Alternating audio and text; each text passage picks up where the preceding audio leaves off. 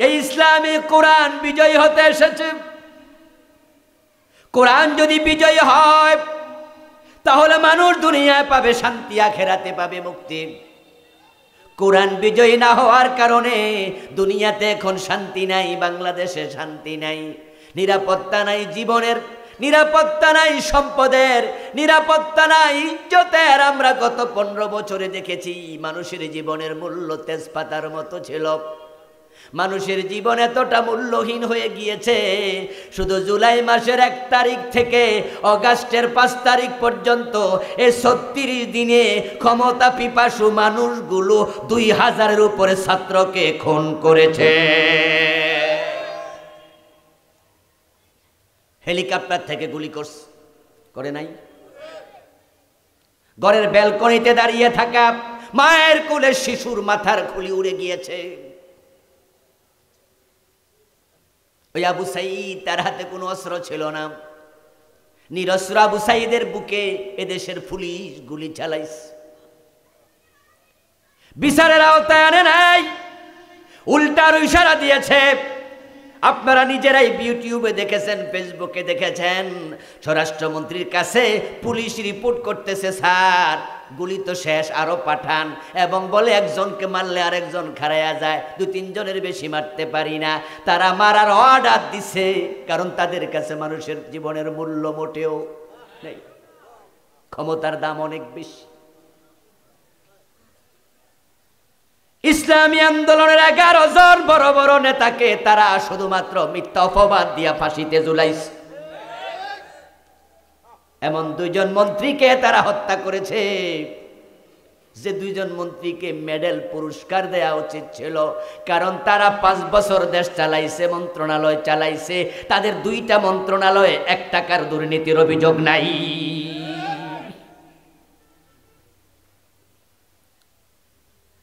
এই 2 জন মন্ত্রী 1 টাকা লুট করে নাই, দেশের 1টা টাকা তসরুপ করে নাই। কথা ছিল তাদেরকে পুরস্কৃত করা, গোল্ড মেডেল দেয়া, কারণ যেই মহিলা এই দেশে ত্রাসের রাজত্ব কায়েম করেছিল, উনি নিজেই তার এক আলোচনায় বলেছেন তার বাড়ির পিয়ন নাকি 400 কোটি টাকার মালিক। একজন পিয়ন যদি 400 কোটি টাকা লুট করে, উনারা মন্ত্রী হইয়া তো 4000 কোটি লুট করতে পারতেন, কিন্তু তারা 2 জন দেশের 1 টাকাও লুট করেন নাই। বিবেক যদি বন্ধক নিয়ে না থাকেন, আপনার বিবেক যদি মরে না যায়, তাহলে আমি আপনার কাছেও জবাব চাইব, একজন মন্ত্রী টাকা লুট করার সুযোগ আছে না নাই? তো তারা কেন করলো না? শুধুমাত্র একটা কারণ, যারা আল্লাহকে ভয় করে তারা অন্যের সম্পদ মেরে খেতে পারে না।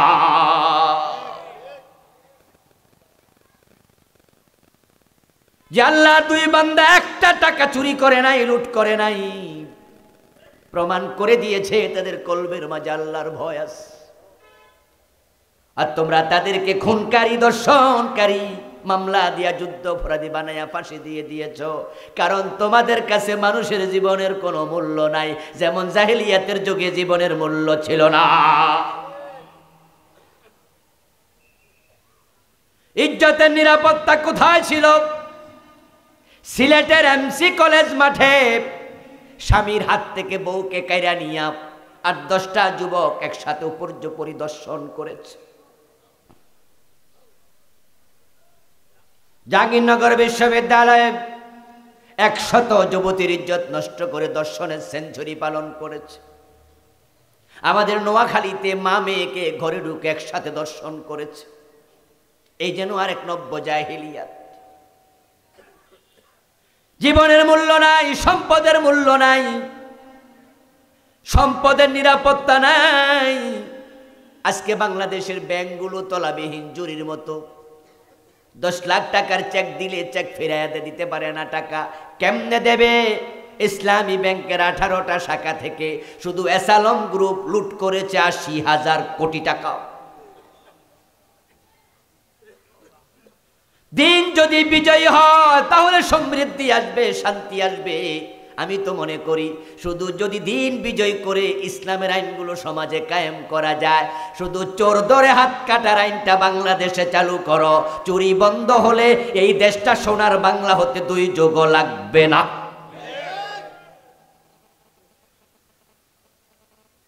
ইসলাম শব্দের যে কয়টা অর্থ আছে তার মাঝে একটা অর্থ হলো শান্তি। এখন বাংলাদেশে 92% মুসলিম, রাষ্ট্র ধর্ম ইসলাম, কিন্তু জীবনে শান্তি নাই, নিরাপত্তা নাই। এর পিছনে কারণ দিন আজকে পরাজিত, ইসলাম আজকে বাসবন্দি। এই কোরআন যেটা বিজয়ী হতে এসেছে এটাকে আমরা গিলাপ বেঁধে মাদ্রাসার তাকে রেখে দিয়েছি। যদি ইসলামকে কোরআনকে মাদ্রাসার তাক থেকে সংসদে ঢুকানো যায়, দিন বিজয় হয়, সমাজে আবার শান্তি ফিরে আসবেই। ঘরের দরজা খুলে ঘুমাবেন, চুরি আর হবে না।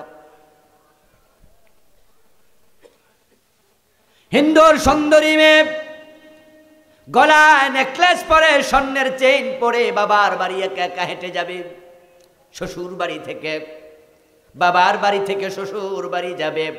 সামনে দাঁড়ায়া কোনো জালেম প্রশ্ন করবে না, মেয়ে কোথায় যাও? গায়ে হাত দেয়া দূরের কথা, স্বর্ণের চেইন তার গলা থেকে কেড়ে নেয়া দূরের কথা। এমন শান্তি আসবে দিন যদি কায়েম করা যায়। কারণ ঠেলার নাম বাবাজি, মায়ের উপরে ওষুধ নাই, বাংলা প্রবাদ আছে। ইসলামের আইন এত শক্ত, আল্লাহর নবী বলা আমার মেয়ে ফাতেমা চুরি করলে ফাতেমার হাত কাটাই হবে।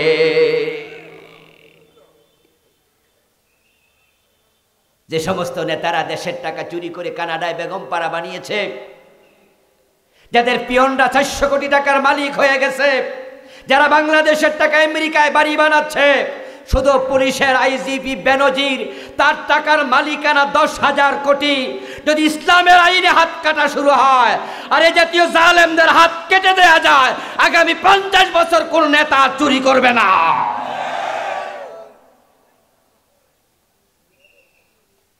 চুরি যদি বন্ধ করা যায়, দেশ সোনার বাংলা হতে বেশি দিন লাগবে না। আমরা দুনিয়ায় শান্তি পাচ্ছি না, কেমনে পাবেন? কোরআন তো প্রতিষ্ঠিত নেই। অথচ রাসূলুল্লাহ সাল্লাল্লাহু আলাইহি ওয়াসাল্লাম জাহেলিয়াতের সমাজ পরিবর্তন করার জন্য কোরআন বিজয়ী করে ফেলেছেন। আপনাদেরকে এবার আমি একটি প্রশ্ন করি, যারা জানেন জবাব দেন দেখি। ইসলাম বিজয়ী হয়েছিল মক্কায় না মদিনায়? মাশাআল্লাহ, আবার বলেন মক্কায় না মদিনায়? অথচ ইসলামের সূচনা কোথায়? আবু বকর ওমর উসমানের বাড়ি কোথায়? রাসূলের জন্মস্থান কোথায়? কোরআন নাজিলের সূরা সংখ্যা 114, যা আল্লাহ নাজিল করলেন তার মাঝে 86টা নাজিল হয়েছে মক্কায়, মাত্র 28টা মদিনায়। রাসূলুল্লাহর নবুয়তের কাল হলো 23 বছর, তার মাঝে 13 বছর কাটাইছে মক্কায়। মদিনা 3 বছর কম, 10 বছর। বড় বড় 10 জন সাহাবী যারা জান্নাতের সুসংবাদ পেয়েছে, 10 জনের জন্মস্থান মক্কায়। যে 4 জন খলিফা, 4 জনের জন্মস্থান মক্কায়। রাসূলুল্লাহর বাড়ি মক্কায়, কিন্তু ইসলাম বিজয়ী হলো মদিনায়। কারণটা কি? কারণ হলো মক্কার সংসদে কোরআন নিয়ে ঢুকতে আবু জেহেল দেয় নাই, আর মদিনার লোকেরা হিজরতের সাথে সাথে রাসূলুল্লাহকে মাথায় তুলে নেছে, মদিনার প্রেসিডেন্ট বানায়া দিছে।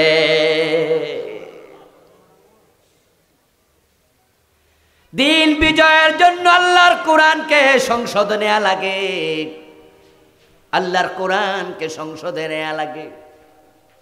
আমার আলোচনা শুনে এখানে আল্লাহর 2-1 বান্দা এমন আছেন, মনে মনে ভাববেন হুজুর তো শুধু রাজনীতির ওয়াজ শুরু করছে। আমি তোমাকে বলি দোস্ত, আমার রাসূল যদি কোরআন দিয়ে দেশ চালায়, রাসূলের জীবনে রাজনীতি আছে না নাই? হযরত ওমর যদি কোরআন দিয়ে অদ্য দুনিয়া চালায়, ওমরের জীবনে রাজনীতি আছে না নাই? তো তুমি রাসূলের বাদ দিবা, ওমরকে বাদ দিবা, জান্নাতে যাইবা কার সাথে?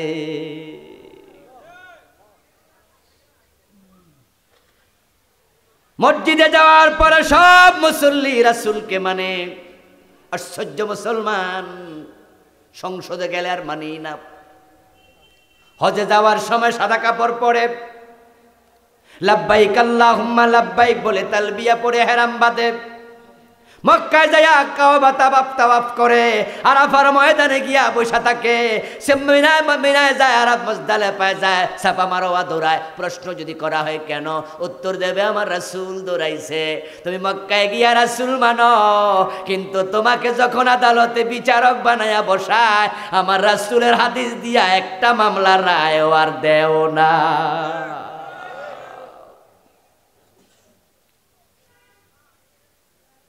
আপনারা যারা মসজিদে ঢোকেন কোন পা দিয়া ঢোকেন? সবাই কথা বলেন দয়া করে, কোন পা? বের হতে কোন পা? কারণটা কি? কারণটা কি? সবাই মিলে এখানে সবাই ডান পা দিলেন কেন? উত্তর শুধু একটা, আমার রাসূল ডান পা দিয়া ঢুকেছে। মসজিদে ঢুকতে ডান পা দেওয়ার ব্যাপারে আমরা যেমন একমত হয়ে গেলাম, বের হতে বাম পা দেওয়ার ব্যাপারে একমত হয়ে গেলাম। যদি আল্লাহর কোরআন দিয়া দেশ চালানোর ব্যাপারে একমত হতাম, তাহলে কোরআনের বিজয় কোনো জালেম ঠেকাতে পারবে না।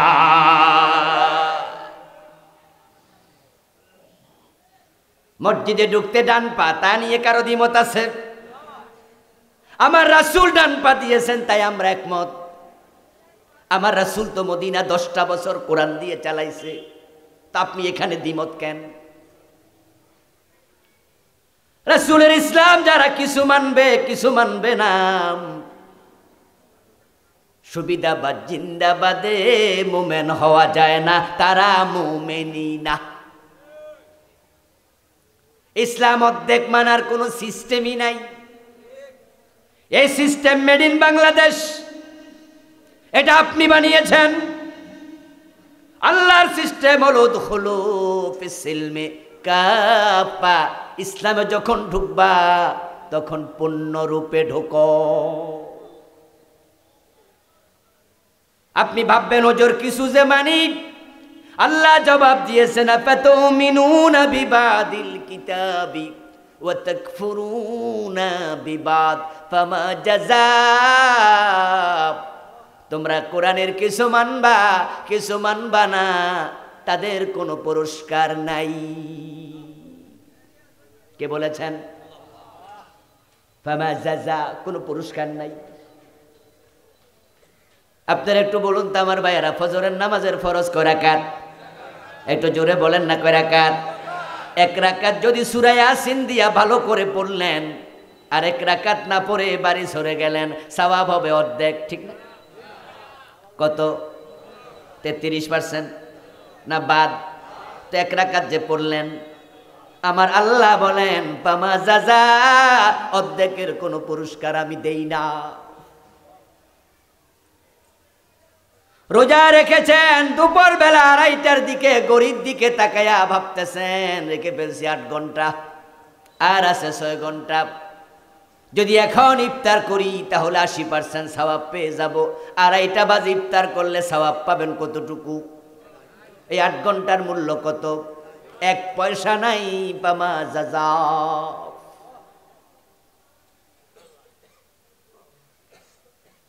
কোরআন আল্লাহ তাআলা দিলেন নামাজ পড়ো, রোজা রাখো, হজ করো, যাকাত দাও।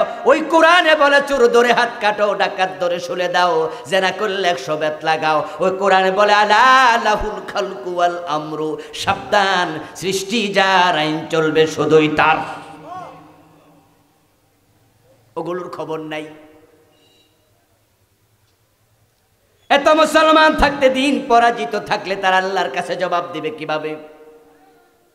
আমার রাসূল 23 বছর দিন বিজয় করেছেন, সাহাবীর সংখ্যা মাত্র 1.25 লাখ, আর আমরা 54 বছর বাংলাদেশ, মুসলমান আছি 18 কোটি। 1.25 লাখ সাহাবী যদি দিন বিজয় করতে পারে, আমরা কেন নয়? আমরা তো 18 কোটি আছি। হ্যাঁ, দিন বিজয় হবে হবে যদি বেলালের মতো গলায় রশি লেয়ার মতো হিম্মত থাকে, ইমাম হুসাইনের মতো কল্লা দেয়ার সাহস থাকে, আমির হামজার মতো কলিজা দেয়ার সাহস লাগবে।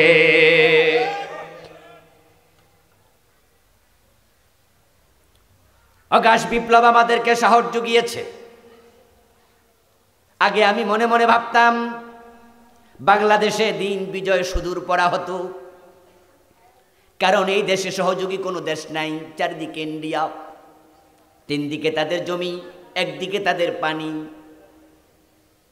এই দেশে একটা সুই আসবে বিদেশ থেকে, সে সুযোগ নাই, ইন্ডিয়া আসতে দেবে না। এখন এই জালেমদের বিরুদ্ধে জেহাদ করতে হলে অস্ত্র লাগবে, প্রশিক্ষণ লাগবে।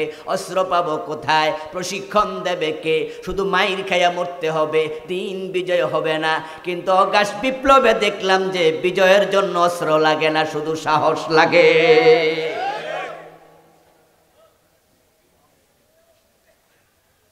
এই যে আমাদের ছেলেরা, আমাদের ভাইয়েরা, ছাত্র জনতা মাঠে নেমেছিল, 36 দিন মাঠে ছিল, তাদের হাতে কোনো রাইফেল ছিল? কথা বলেন না কেন? অস্ত্র ছিল? বিজয় আসলো কেমনে? আমার বন্ধু, তারা যখন বুক চিতিয়ে বুকে গুলি নিতে শিখেছে, তখন জালেমরা বুঝেছে গুলি শেষ হয়ে যায়, তাদের বুক শেষ হয় না।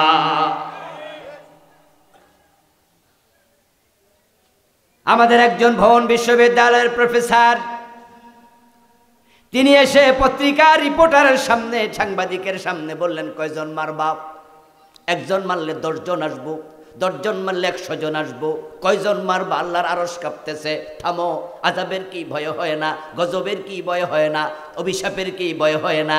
তারে বক্তৃতা বারুদের মতো সাহস জুগিয়েছে। সত্যি তাই হলো, আলহামদুলিল্লাহ। এক সময় গুলি দেয়া বন্ধ হয়ে গেল। যেই সেনাবাহিনীর প্রধান উনি নিয়োগ দিয়েছেন, তার আত্মীয়, তিনি দৌড়ে গিয়ে বলছেন, ম্যাডাম 45 মিনিটের বেশি সময় নাই, তাড়াতাড়ি পালান, পালিয়ে যান।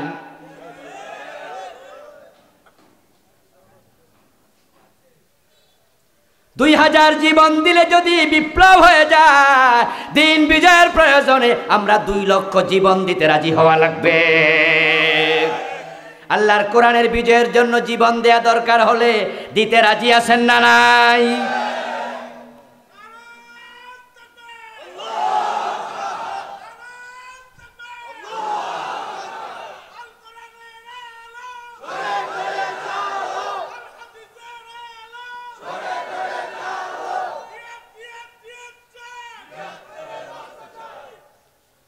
আমার প্রিয় ভাই, রাসূলুল্লাহ সাল্লাল্লাহু আলাইহি ওয়াসাল্লাম কোরআনের বিজয় করলেন একা নয়। প্রিয় নবীজি বলছেন, কানাত বানু ইসরাঈল তাসুসুহুমুল আম্বিয়া। বনি ইসরাইলের নবীরা, তারা নেতৃত্ব দিয়েছেন, নেতা ছিলেন, নেতা। হযরত সুলাইমান তো এত বড় নেতা ছিলেন, তামাম পৃথিবীর অসংখ্য মাখলুক ওনার কথা মেনে চলতো। শুধু মানুষ নয়, জিনেরা ওনার কথা শুনতো, বাতাস ওনার কথা শুনতো।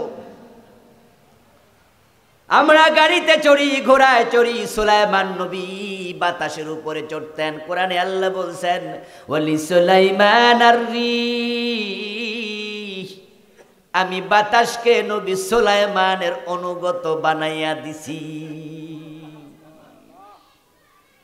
হযরত দাউদ আলাইহিস সালাম প্রেসিডেন্ট ছিলেন, শাসন করেছেন। বনি ইসরাইলের নবীরা নেতা ছিল, তারা সবাই বাদশা ছিল, প্রেসিডেন্ট ছিল। দিন তারা বিজয় করেছে, কারণ দিন যদি পরাজিত থাকে, সমাজে দিন মানার পরিবেশ থাকে না। অপ্রিয় ভাইয়েরা, আপনি লক্ষ্য করুন, নবীজি বলেছেন, যে ব্যক্তি কোনো বেগানা নারীর দিকে তাকাবে বদ নজরে, শাহওয়াতের নজরে, মান নাযারা ইলা মাহাসিন ইমরাআতিন আজনবিয়্যা সুব্বা ফি আইনাইহিল আনুক ইয়াউমাল কিয়ামা। নবী মুহাম্মদ সাল্লাল্লাহু আলাইহি ওয়াসাল্লাম বলতেছেন, যদি পরনারীর দিকে কেউ খারাপ নজরে তাকায়, শাহওয়াতের নজরে তাকায়, তার চোখের মাঝে সীসা গলাইয়া দেয়া হবে। ইসলামী পরিবেশ না থাকার কারণে রাস্তায় বেপর্দা নারী আছে না নাই? চোখ হেফাজত করা সহজ না কঠিন? চোখের ব্যাপারে আল্লাহর সামনে কি হবে?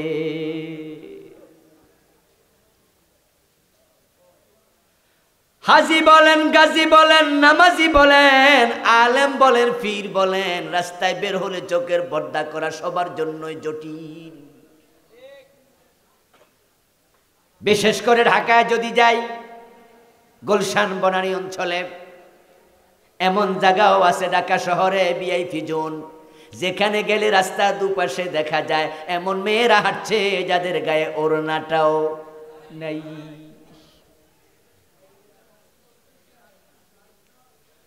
প্রিয় ভাই আমার, একটা আয়না কিনতে আপনি বাজারে যাবেন, চেহারা দেখবেন, মাথা আছড়াবেন, 100 টাকার আয়না কিনলেন, ওই আয়না উল্টায়া দেখবেন আয়নার অপোজিটও একটা সুন্দরী নায়িকার ছবি দিয়ে রাখছে। সিনেমা দেখার জন্য সিনেমা হলে যাওয়া লাগে না, রাস্তার মোড়ে মোড়ে এমন জায়গায় সিনেমার পোস্টার লাগায় যেখানে কানা বেটা শোকজা, চোখ বাঁচাবেন কেমনে?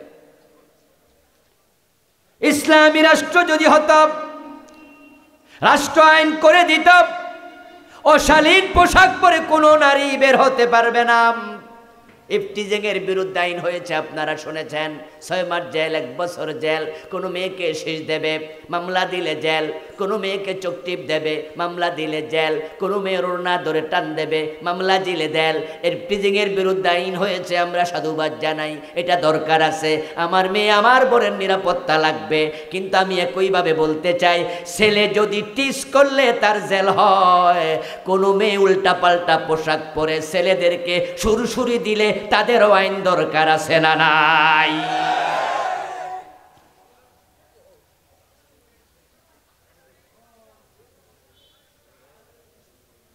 আপনি ইলিশ মাছ ভাজি করে বিড়ালের সামনে রেখে তারপরে বিলালকে বলবেন ইলিশ মাছ খাইলে 2 মাস জেল, বিলাল কি শুনবো? আপনি হাতে লাঠি লইলেন, কি লাভ হবে? বিড়াল আপনার হাতের লাঠি দেখে পাসপোর্ট করে ইন্ডিয়া চলে যাবে তা নয়, বরং সে বেশির চেয়ে বেশি খাটের নিচে যাবে, চৈতলায় যাবে। তারপরে সেখানে বসে ওই মাছের প্লেটের দিকে চোখ দিয়া তাকায়া তাকায়া মিউ মিউ মিউ করে বুঝাবে, ম্যাডাম চান্স পাইলে খবর। আপনি বিড়ালের সামনে বাজি মাছ রেখে লাঠি হাতে নিয়ে বিড়ালকে শাসায়া লাভ নাই। যদি মাছ বাঁচাতে চান, ডেকসিতে রেখে ঢাকনা দিয়ে দেন, মাছ হেফাজত হয়ে যাবে। وقرن في بيوتكن ولا تبرجن تبرج الجاهلية الأولى। আমার আল্লাহ আইন করে দিয়েছো, নারীরা তোমরা তোমাদের ঘরে থাকো, জাহেলিয়াতের নারীদের মতো বেপরদায় বের হইও না। যখন বের হবে তখন তোমরা শালীন পোশাক পরে বের হও। যদি আমাদের দেশে মেয়েদের শালীন পোশাকের আইন হয়, তাহলে ইফটিজিং এর আইন লাগবে না, এমনি নারী নির্যাতন বন্ধ হয়ে যাবে।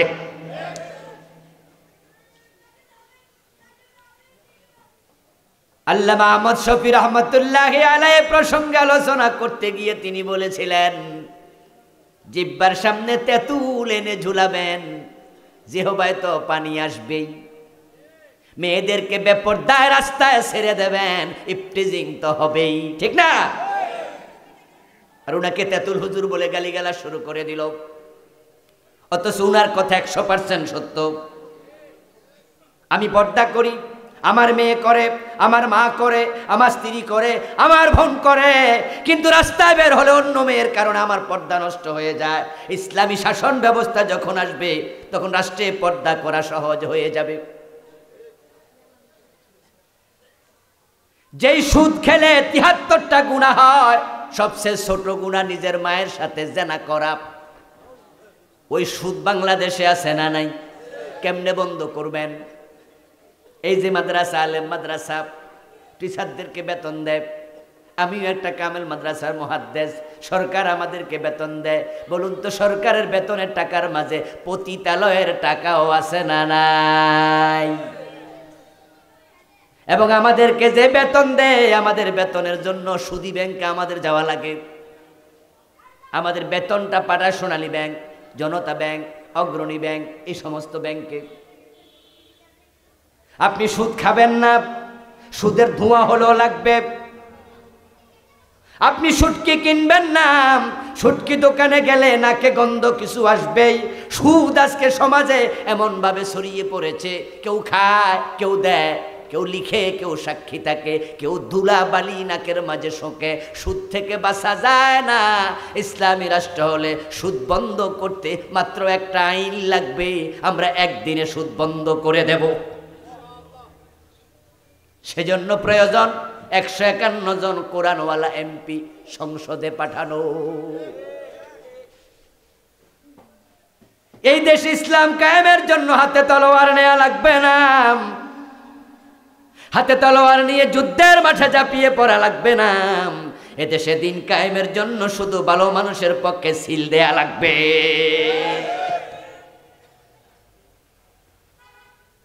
কোরআন ক্ষমতায় যাক, এটা কে না চায়? আপনারা এখানে যারা আছেন আমি জানি আপনারাও বলবেন যে হুজুর ইসলাম ক্ষমতায় যাক, কোরআন যাক, আমরাও বুঝি কোরআন সংবিধান। তো তাহলে আসেন ইসলামের পক্ষে একটু ভোট দেন, কথা বলেন। হুজুর আরো কিছুদিন যাক, এবার না, এবার আপনাদের ভোট দিয়া কি লাভ হবে? এবার তো পাস করবেন না। ভবিষ্যতে আপনারা আর একটু আগে এলন, তারপরে আমরা সাথে আছি। আমার প্রশ্ন দোস্ত, আমরা গেলাম কিন্তু আজরাইল আপনার কাছে আগেই হাজির। পরবর্তী বছরের আগে মরে গেলেন, আল্লাহর কাছে জবাব দিবেন কি? এই যে আমরা এখানে কয়েক হাজার মানুষ, যদি সুদের বিরুদ্ধে একটা স্লোগান আমরা দিয়ে দেই, কাল থেকে বাংলাদেশে সুদ বন্ধ করতে হবে, আপনারাও বললেন সুদ বন্ধ হবে তো। কিন্তু সংসদে সুদের বিরুদ্ধে যদি 151 জন এমপি একবার না বলে, একটা কথায় আইন হয়ে যাবে। যেই সিনেমা, যেই বেপরদা, যেই নাটক আমাদের যুব সমাজকে শেষ করে দিচ্ছে, এই জি বাংলা স্টার জলসা বাংলাদেশে ফরকিয়ার বীজ বপন করেছে। এই জি বাংলা স্টার জলসার কারণে আমাদের ঘরগুলো সিনেমা হল হয়ে যাচ্ছে। যুবকদের হাতে হাতে মোবাইল, সিনেমা হল হাতে নিয়ে ঘুরতেছে। এমন আপনি বিয়ের আগে কল্পনা করেন নাই। এটা আপনার ক্লাস 8 9 পড়ুয়া ছেলের হাতে ঘুরতেছে। এটা থেকে বাঁচাতে হলে রাষ্ট্রকে সংস্কার করো, আকাশ সংস্কৃতি পাল্টায়া দাও। এজন্য এমন মানুষ পাঠাও যারা সিনেমার বিরুদ্ধে আইন তৈরি করবে।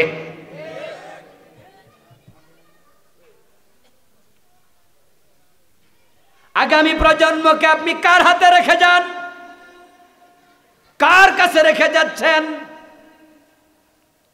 এই যে মোবাইল, এর মাঝে এখন এমন ছবি আছে, পুরা পৃথিবীর যত নেকেট সব এখানে। এখন আপনার সন্তানকে কিভাবে বাঁচাবেন? বাঁচাতে যদি চান এমন সমাজ আপনি বানান, যেই সমাজে ইসলামের পক্ষ শক্তি বিজয়ী হবে। তখন তারা আইন করে করে বাজে চ্যানেলগুলো অফ করে দেবে।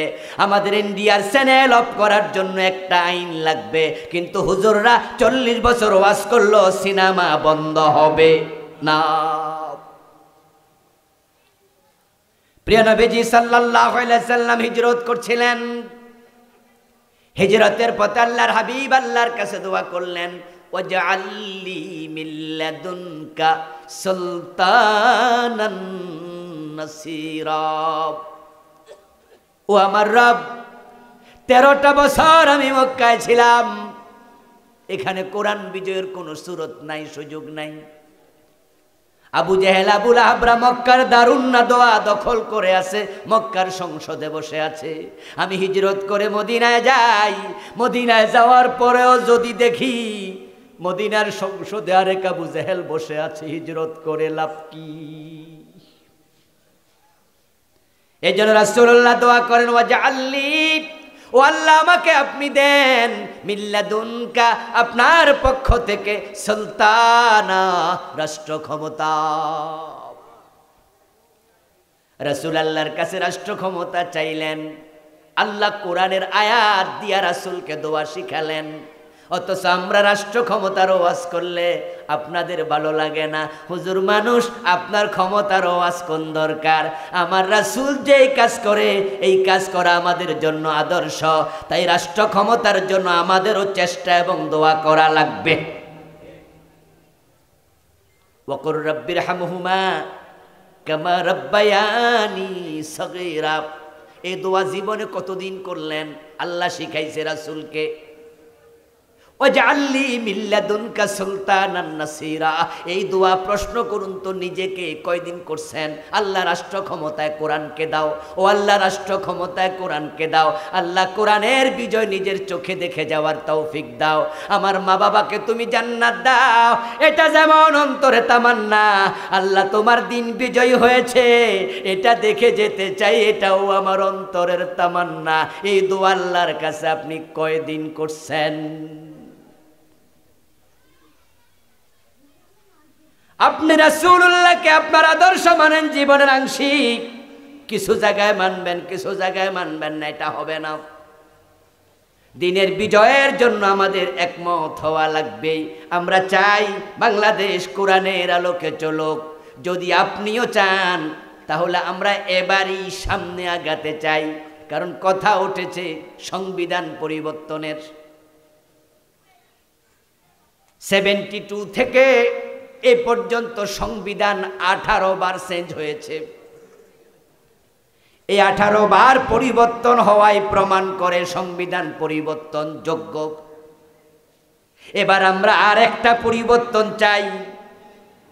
সরকার, অন্তর্বর্তীকালীন সরকার বলতেছে এটা সংস্কার করবে, কেউ কেউ বলছে না নতুন করে লিখবে। আমরা দাবি জানাতে চাই সংস্কার না, নতুন করে লিখাও দরকার নাই, এটা পাল্টায়া কোরআনকে সংবিধান বানাতেই হবে। এ দাবি আমরা তুলতে চাই। এবার আমরা 53 বছরে অনেক দল দেখেছি, সব দল দেখা শেষ। আগামীর বাংলাদেশ ও কোরআনের বাংলাদেশ।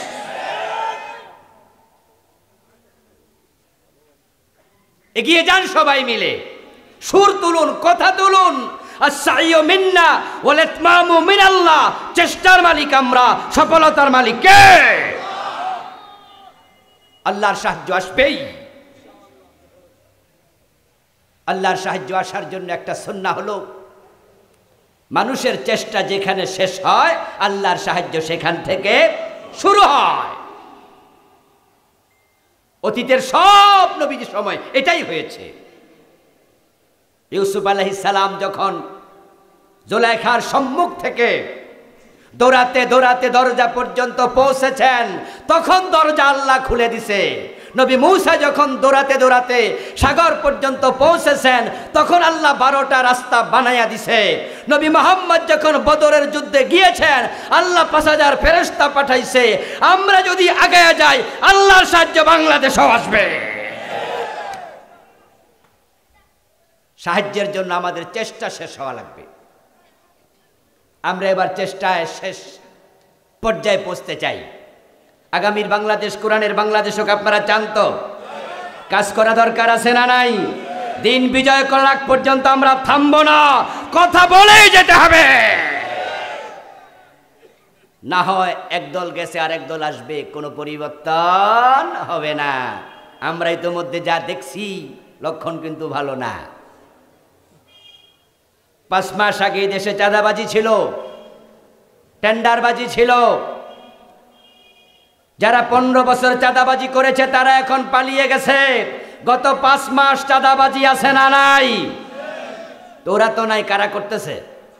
তার নতুন আরেক দল উঠছে, নতুন করে শুরু করেছে। যদি চাঁদাবাজি থাকে, টেন্ডার বাজিয়ে থাকে, জুলুম অত্যাচার থাকে, 2000 ছাত্র জীবন দিল কেন? এই জীবনের মূল্য আমাদের দিতেই হবে। তাই আসুন না অন্যায়ের বিরুদ্ধে আমরা মাথা তুলে দাঁড়াই। আল্লাহ তাআলা প্রিয় নবীকে দিন বিজয়ের যে লক্ষ্য দিয়ে পৃথিবীতে প্রেরণ করেছেন, তিনি দিন বিজয়ী করে রেখে গেছেন। আমরা মাঝখানে হারিয়ে ফেলেছিলাম বিজয় দশা, আমরা নতুন করে আবার দিন বিজয় করতে চাই। আল্লাহ তৌফিক দান করো, সবাই বলেন আমিন। হাযা মা ইনদি ওয়াল ইলমু ইনদাল্লাহ আলাইহি তাওয়াক্কালতু ওয়া ইলাইহি উনীব। আল্লাহ হাফিজ। প্রিয় ভাইয়েরা, পরবর্তী বক্তা